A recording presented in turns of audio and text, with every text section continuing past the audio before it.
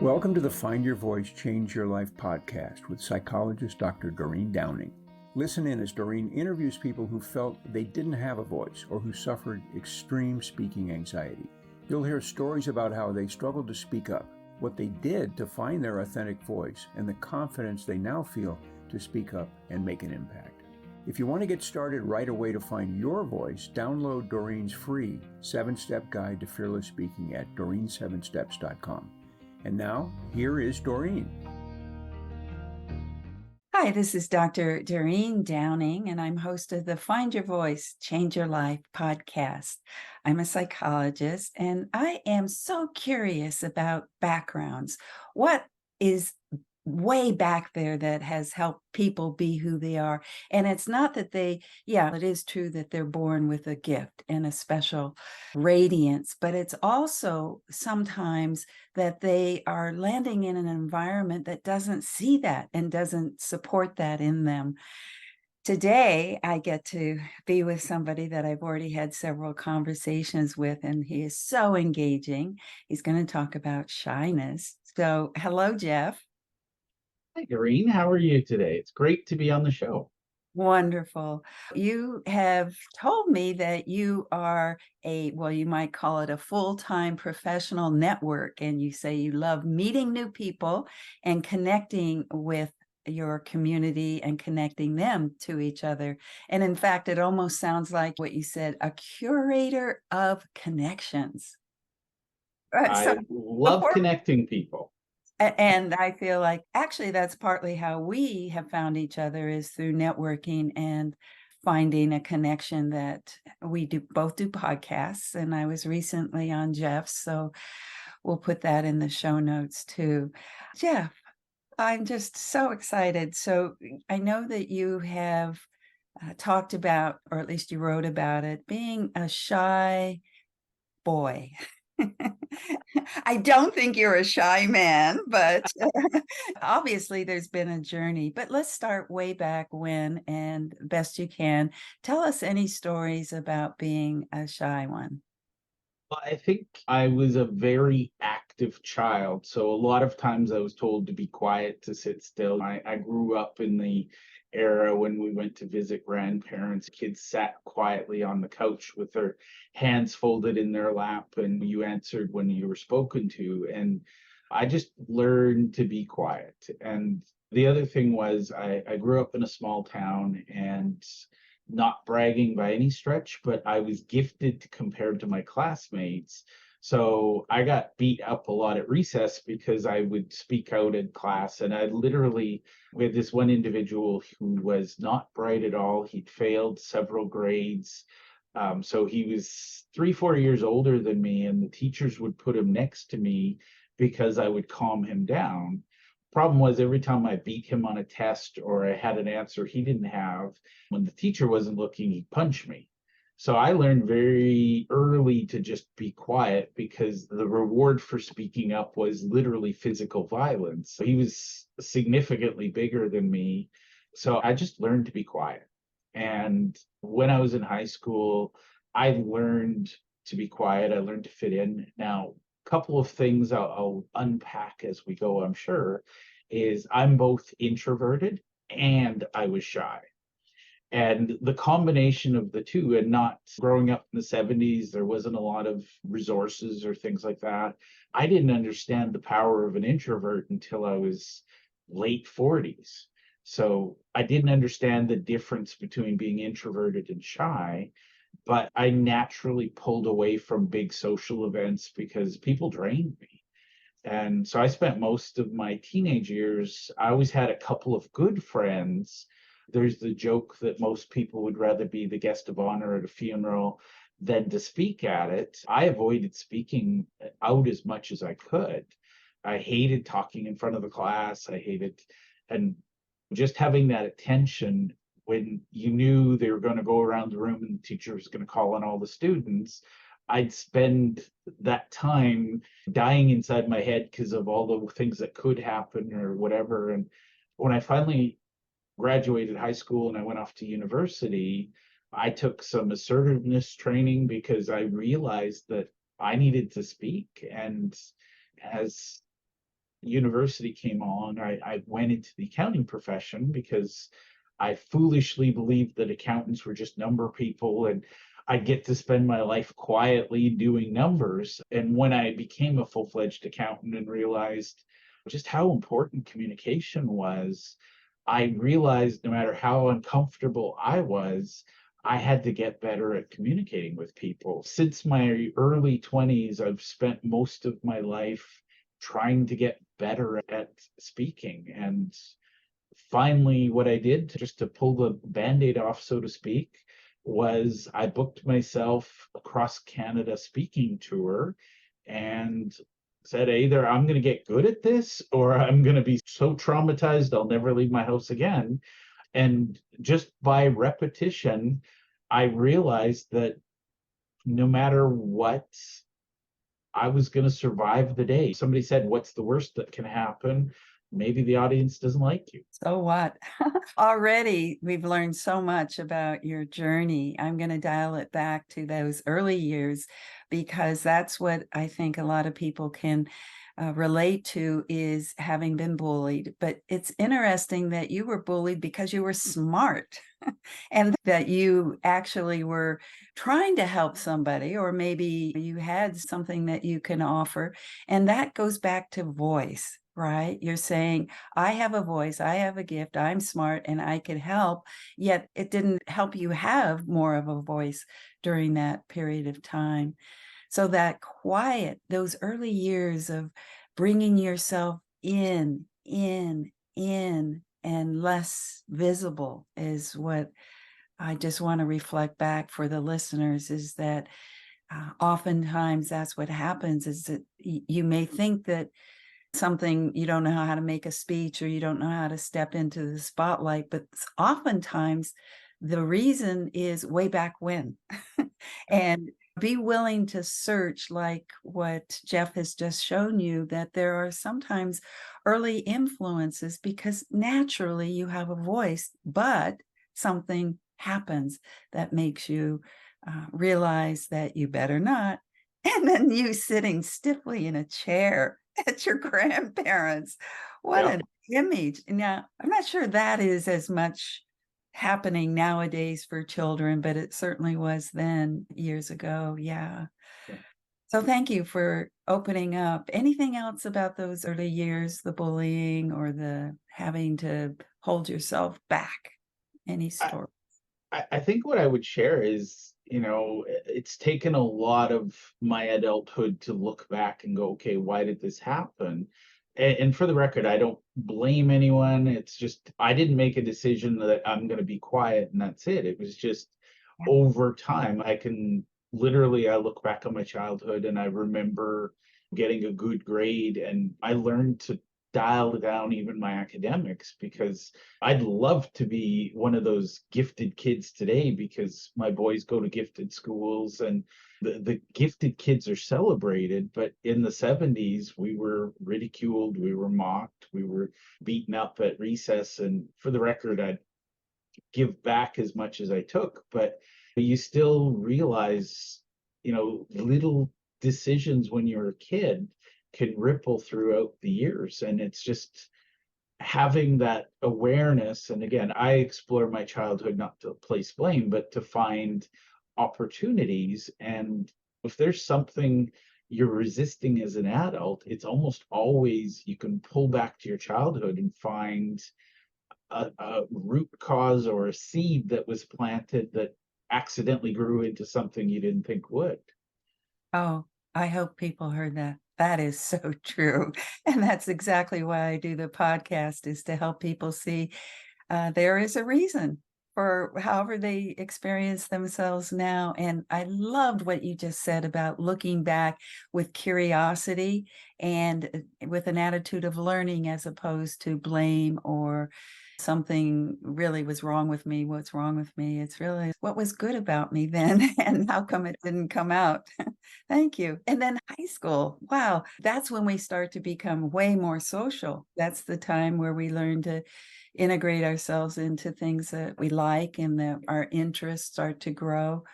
But there again, just not stepping forward with yourself, your voice. And honestly, looking back, I realized high school was a balance between shyness and introverted. And I think that was my biggest aha moment when I realized I made the mistake. I just thought we're all the same, and somehow I was less than, because I look at these natural people who they can work a room and they love to have people around and they have house parties and they have dinner parties. And I'm like, give me a book and leave me alone. And I always thought there was something wrong with me. And the shyness didn't help, but the shyness made it easy to avoid a lot of things. But then what I realized was I'm not antisocial. I don't hate people. I just would rather be at the dentist than be in a room full of vibrant, loud people talking all at once. I don't like big crowds. And so for me, it was just learning. In high school, I figured out I'm not the life of the party. I am the quiet one in the back, and I'm happy having a really deep conversation with one or two people. Don't waste my time with small talk. And I think that's what, as I've grown, I've learned to recognize that those are introverted traits. I'd rather get to the heart of something and solve a problem or have a meaningful conversation. I don't want to sit here and talk about the weather. Oh, I am so impressed with your ability to articulate introversion and to have it be something that's more gifted and something that's more valuable than, hey, what's wrong with him? I guess it's like that book, Quiet in a Noisy World, right? Is what you're talking about, is the power. Yes. And before we move on, I would like to talk about or have you reflect on how voice, when you're talking about shyness, introversion, and this journey that you were on, about the sense of having a voice if you're in the back of the room reading a book. Say something, see what comes up when you consider where's voice and all of that. The thing I would first like to say is that Susan Cain and Quiet, that book just changed my world. It gave me a sense of, and that's where my curiosity began, because up till that point, I just thought I wasn't good enough. I wasn't like other people. But where voice comes in, I think, is I'm capable, and whether it's in the boardroom or in a social setting, I'm the quiet person who's listening and processing. If I find my voice, and this is what I learned, if I don't speak up, we're going to do what the majority wants to do, or we're going to the lemmings off the cliff sort of thing. Whereas what I've learned is when I do speak up, I process things a little deeper than most. When I do speak up, I'm not the loudest voice, but there are people who, when they listen, they say, oh my God, we didn't even think of that. I've learned that if I don't speak up, we'll get a shallow solution sometimes when we need a really deep solution. Oh, yes. Thank you. That's exactly what I was uh, aiming for, is your thoughts about having a voice when I'm saying we, because that's, that's who I identify. I actually have both, like you, the introversion and the extroversion. And I think that those of us who are introverted love those deep conversations, and those that are extroverted means we can get on a podcast like this and share ourselves to the world. Hello, Yep. world, huh? Before I go on and hear more about the journey, because obviously you've learned so much and you found your voice, I'd like to take a quick break. If you want to get started right away to find your voice, download Doreen's free 7-step guide to fearless speaking at doreen7steps.com. Hi, we're back today with Jeff Borschowa, and we are learning so much about shyness, introversion, and not only what it's like to be somebody who is held back early in life because he doesn't think he's got what it takes, but how it really is the beginning of understanding of who you are truly as a person who has something to offer. And Jeff is about to describe what his journey to find his voice now. I think there was a time when you said you went all across Canada on a tour. So let's go there. And first and foremost, I just want to say that once I read Susan Cain's book, Quiet, I realized that I had superpowers, not weaknesses. And that for me was huge. So that put me on that path. And it was funny because I do a lot of things that people say, you're an introvert, you shouldn't do that, or you shouldn't be good at it. And I've just learned to ignore the people who should or shouldn't me. But the big thing I realized was as an introvert, I ask better questions because I'm looking at getting to the deep root.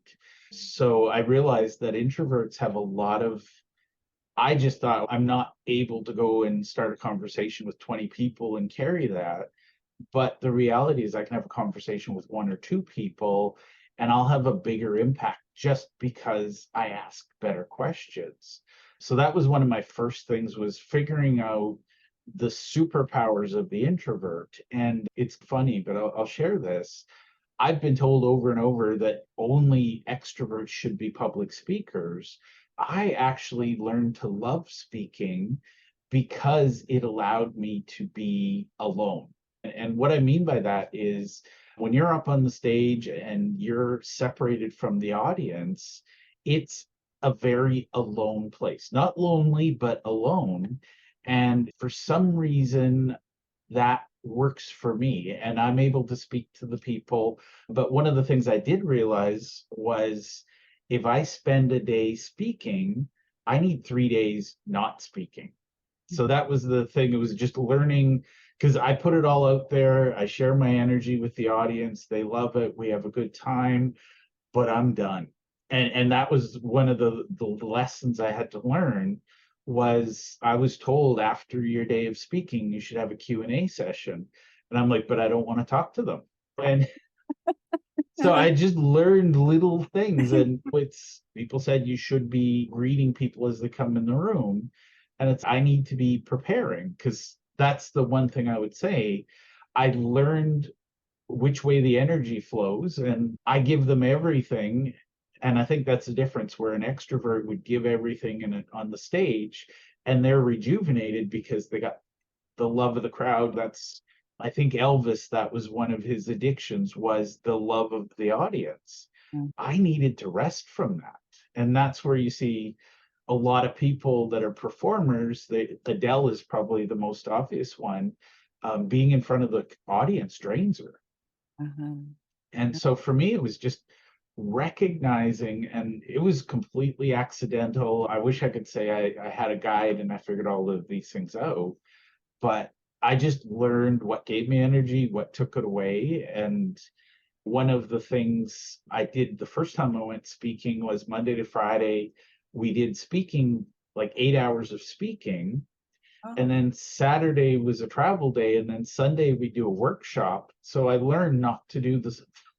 I started to travel on a Friday, take Saturday where I was completely my colleague and partner in this. He'd get annoyed with me because he's like, hey, let's go do something. And I'm like, no, the do not disturb sign is on the door. Leave me alone. But I learned I needed my books and things like that. Being in front of the audience, I had a lot of great advice. The best advice I got was to take a minute to breathe, pause, and just acknowledge, silently go around the room and smile at every person.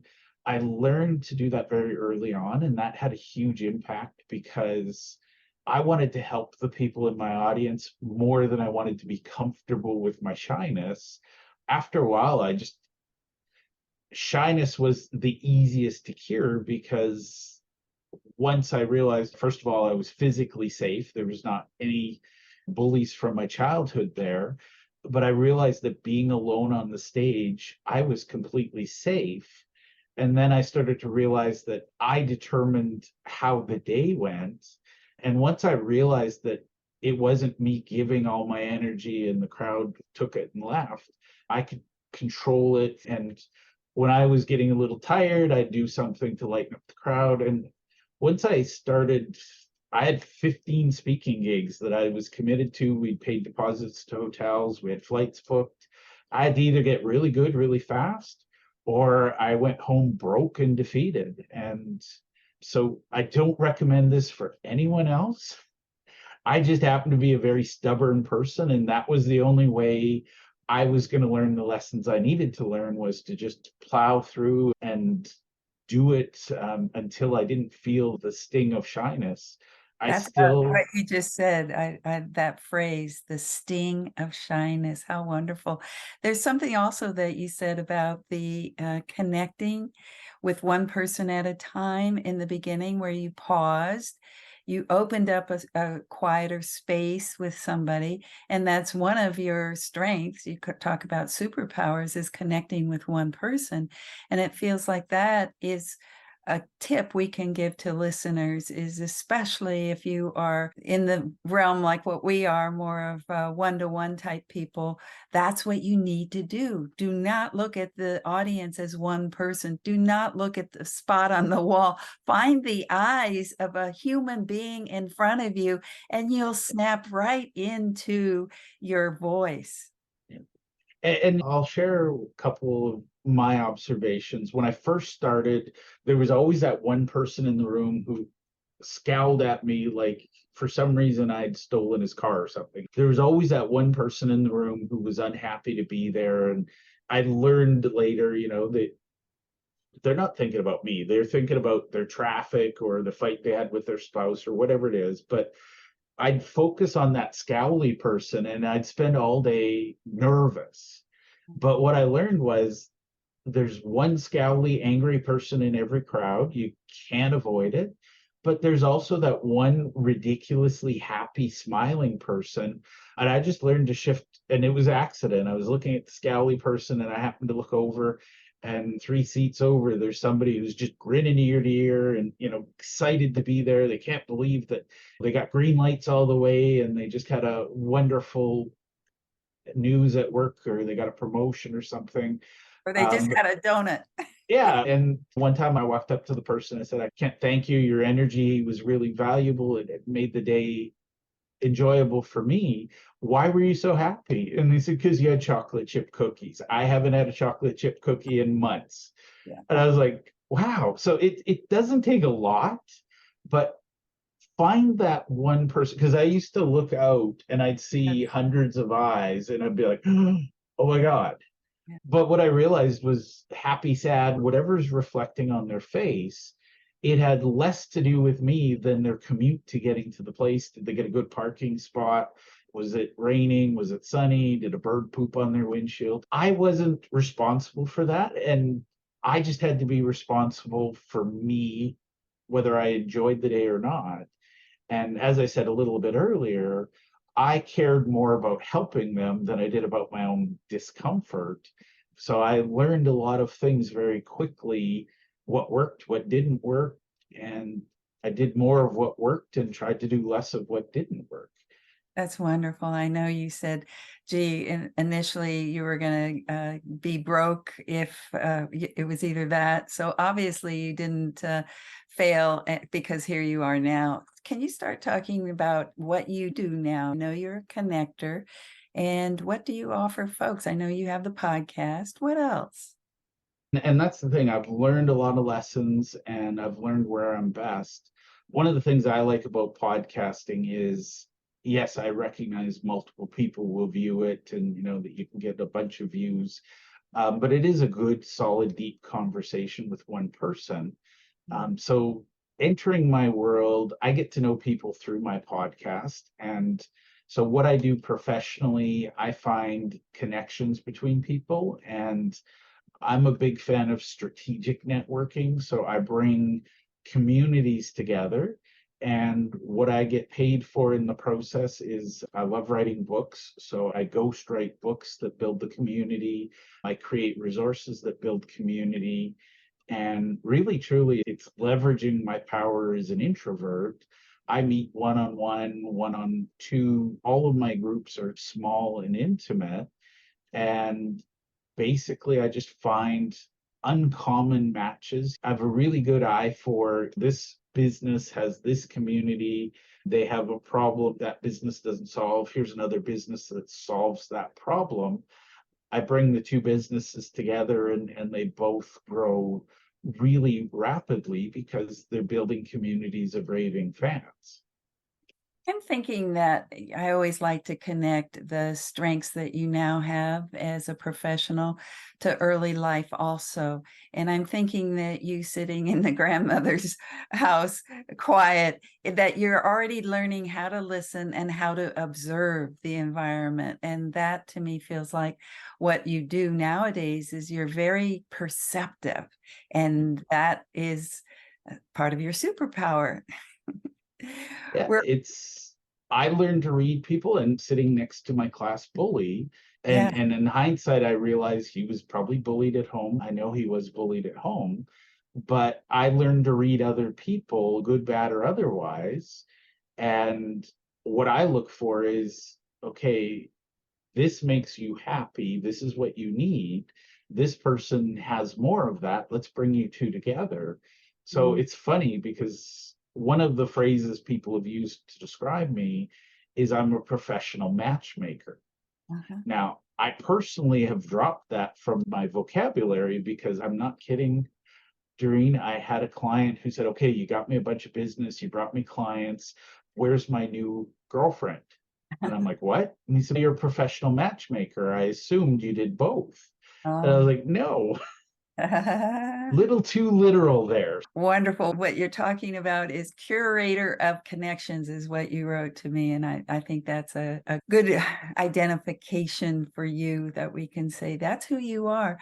We're about to close, so I want to make sure that we give you an opportunity to see what comes up for you to share that seems to be just arising in the moment, not obviously anything you've prepared, but just based on our conversation so far and where it leads you to want to leave the audience with, what would that be?